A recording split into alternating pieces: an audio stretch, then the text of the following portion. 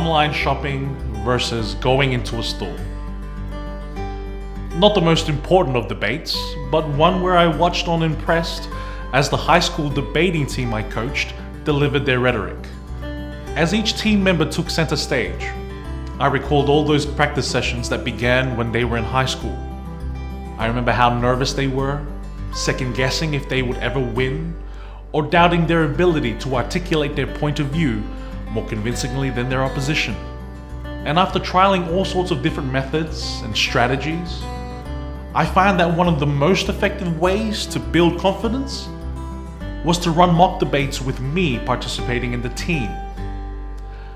I didn't realize at the time how much of an impact my personal presence and involvement would play in encouraging the others and their sense of personal capacity. I remember hearing a friend of mine who recently gave birth sharing how the presence of her mother-in-law in the first few months of having the baby really gave her confidence as a mother. In the weeks leading up to Christmas, she also said she empathizes and connects with the character of Mary in the Bible. I can appreciate where my friend's coming from. It's easy to overlook that young Mary was in the age group of those young people I coached in debating. How fearful, doubtful, or uncertain she would have been to have this unexpected pregnancy in her life.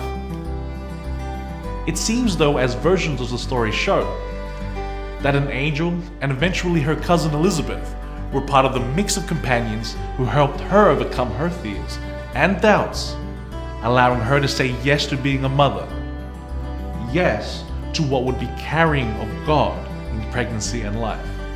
Experiences like coaching debating and hearing my friends' thoughts of family and connection to the Mary story are speaking strongly to me in this phase of life. They're helping me appreciate more and more the importance of walking with others as a way of empowering and enabling them. This appreciation actually began when I was younger and had the chance to co-found a group named De Gracia, which means by the grace of God. I was in my last year of school and was basically sick of groups that talk a lot and do little. So in a nutshell, the concept was that rather than a couple of leaders doing everything, why not see leadership as drawing out the leadership and passion of others? The De Gracia group has now been going for several years and has been involving stacks of people making a difference for community action, support for the Leukemia Foundation, for people in Timor-Leste, and lots of life-giving ideas. Many of those within the group described their decision to say yes to giving back to the community as a response to the encouraging example they see from their peers within the group.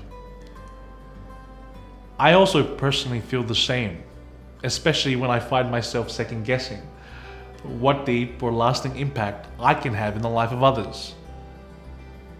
At times I can feel nervous when I imagine how much more competent or capable others are at community engagement when compared to myself. But through the solidarity with others, I've now been given the confidence time and time again to be able to say yes to being a builder of community and an agent of change.